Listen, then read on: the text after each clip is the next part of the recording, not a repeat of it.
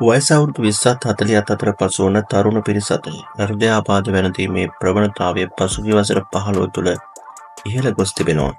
මේ ප්‍රවණතාවය රට පුරාම දක්නට ලැබෙන අතර නාගරිකව එය තවත් වැඩි වී තිබෙනවා.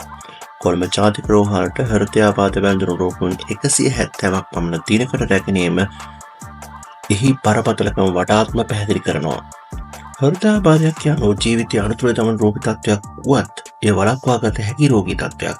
බුද්ධියේ අසිපතින් අද අපි කතා කරන්නේ මේ පිළිබඳව. ඔබ පළමුවරට අපේ නාලිකාව නරඹන්නේ නම් නාලිකාව subscribe කර bell notification එක on කරගෙන වෙන්න. හදවතට නිසිලෙස රුධිර සැපීම නොලැබීම නිසා එහි මාංශ පේශීන් තුවාල වීම නිසා හටගන්නා රෝගී තත්ත්වය හෘදයාබාධයක් ලෙස හඳුන්වනවා. තුවාල වීට මාංශ පේශීන් කොටසක් අනිවාර්යයෙන්ම හානියට පත්වන අතර එම කොටස කුඩා නම් එයින් ජීවිතයට හානියක් වන්නේ නැහැ. හානියට පත් වූ මාංශ පේශී සෙමින් සුව වෙනවා. මේ සඳහා සති 6ත් 8ත් ඔය කාලයක් ගත වන අතර එම කාලය තුළ විවේක ගත යුතුයි. ඒ තුවාලන මාංශ පේශී කොටස විශාල නම් එය ජීවිතයේ අනුතරේ හෙළීමක්. මිලගණක් බලමු හෘදයාබාධයක් සඳහා හේතු වෙන අවදානම් සාධකයන් මොනවද කියලා. දියවැඩියාව, කොලෙස්ටරෝල් සහ අධිරුධිර පීඩනය.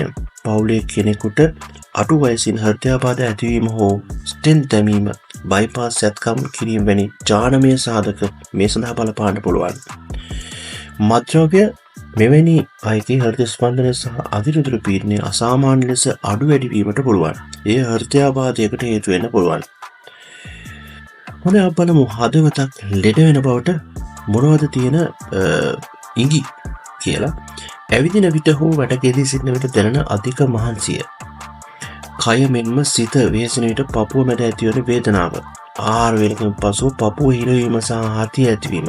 වියලි කැස්ස, කකුල් ඉදිවීම, ක්ලාන්ත වීම හෝ ඇස් සිතිවීම, පපුවේ කැස්ම, උදෑසනට හිස මුදුනෙන් දැනෙන හිස රදය. හෘදයාබාධයක් වැළඳුනහම පෙනුම් කරන ලක්ෂණයන් තමයි පපුවේ සිට වම් අතේ ඇඟිලි තුඩු දක්වා පපුවේ සහ පෙල්ලේ වම් පැත්තේ ඉහළ පෙදෙස් දක්වා ඉදිකටු අනින්නාක් වෙන ඇතිවන වේදනාවන්. හුස්ම ගැනීම අපහසුයි, හදිසි ක්ලාන්ත ගතිය, කරකැවිල්ල, හෘද ස්පන්දනය වේගවත් වීම, ඇද වැටීම. අපි මේක ගැන දැනුවත් වුණාට පස්සේ ඊළඟට බලන්න ඕනේ මේ හෘදයාබාධය වළක්වා ගන්න කොහොමද කියලා. හෘදයාබාධ සඳහා බලපාන සිරුරේ කොලෙස්ටරෝල් අධික වීම, දියවැඩියාව, අධිරුධිර පීඩනය ඇතිවීමට ප්‍රධාන ලෙස බලපාන ආහාරය. විශේෂයෙන් පසුගිය වසර 15 තුළ මෙරට ආහාර රටාවේ සිදු ඇති වෙනස්කම් මෙම අකල් හෘදයාබාධයන්ට බලපාලා. එබැවින් නිරෝගීව කලක් ජීවත් වීමට අවශ්‍ය සෑම පුද්ගලයෙකුම ආහාර පිළිබඳව වඩාත් සැලකිලිමත් වීම අත්‍යවශ්‍යයි. මෙහිදී අපි අඩු කරන්න ඕනේ තෙල් අධික ආහාර, තෙල් වර්ග, ක්ෂණික ආහාර, සීරිසා ලුණු අධික ආහාර, බිත්තර කහ මදේ නිතර ආහාරයට ගන්නට එපා. මාගරින්, බටර්, රතු මස්, කුකුල් මස්, සොසේජස්, හැම්, බේකන්, ශුද්ධ කළ පිටි අධික ආහාර, නිවසින් පිටත නිතර ආහාර ගැනීම. අපිට පුළුවන් හදවත රැක ගන්නට මෙන්න මේ දේවල් කරන්න. ශරීර සුවතා මධ්‍යස්ථානයට ගිහලා ව්‍යායාම කළ පමණින් නිරෝගී වන්නේ නැහැ. හෘදයාබාධ වළක්වා ගැනීමට නම් කළ යුත්තේ ශරීර යෝග්‍යතාව පවත්වාගෙන යන ව්‍යායාම නිරතුරුව.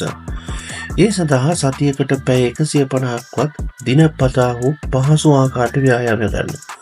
ඒ සඳහා සුදුසු ව්‍යායාම ලහිලහියේ ඇවිදීම. උසේ හැටියට බර තියාගන්න.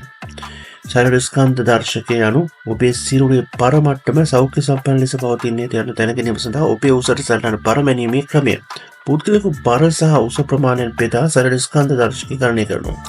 එම දර්ශකය 23 හෝ ඊට අඩුවෙන් තබා ගැනීම වඩාත් සුදුසුයි. ඉන් පසුව අපිට පුළුවන් හදවත සුරකින්න ආහාර අපේ ආහාර වලට එකතු කරගන්න. එළවලු සහ පළතුරු, කෙනි සහිත ආහාර, ලුණු, සීනි, පිටි, තෙල් අධික ආහාර නෙමෙයි අඩු ආහාරයන්, විටමින් සහිත පලා වර්ග, ටූනා, හුරුල්ලන් සාලය වැනි මාළු වර්ග, කජු, දෙදර හදන ආහාර, තෙල්, කෑම අපිට සීමා කරන්න සිදු වෙනවා. විශේෂයෙන්ම ඊට හේතුව තමයි නැවත නැවත රත් කරන ලද පොල් තෙල් ඉතා අහිතකරයි. පිටතින් ආහාර ගැනීමෙන් වැළකීම වඩා සුදුසු වන්නේ මෙවැනි තෙල් සිරුරේ එකතු වී වළක්වා ගැනීම. අනිත් කාරණාව තමයි අපිට පුළුවන් පරීක්ෂණයක් සිදු කරන්න. ඔබේ වයස කොමක් වුණත් කිසිදු රෝග ලක්ෂණයක් නොමැති වුණත් මතු ආරක්ෂාව සඳහා දියවැඩියාව කොලෙස්ටරෝල් පරීක්ෂාවත් අධිරුධිර පීඩනය පරීක්ෂා කරගන්න පුළුවන්. අඩුමතරමින් වසරකට වරක් හෝ දෙවරක් මෙම පරීක්ෂණ කරගත හැකි නම් වඩාත් සුදුසුයි. හොඳයි අපි අදට නවතින්නම් බුද්ධි ආසපති නැවතත් වීඩියෝකින් හමුවෙමු. ඔබගේ හදවත රැකගන්න හෘදයාබාධ ඇතිවීමේ අවදානම නැති කරගන්න. ස්තුතියි.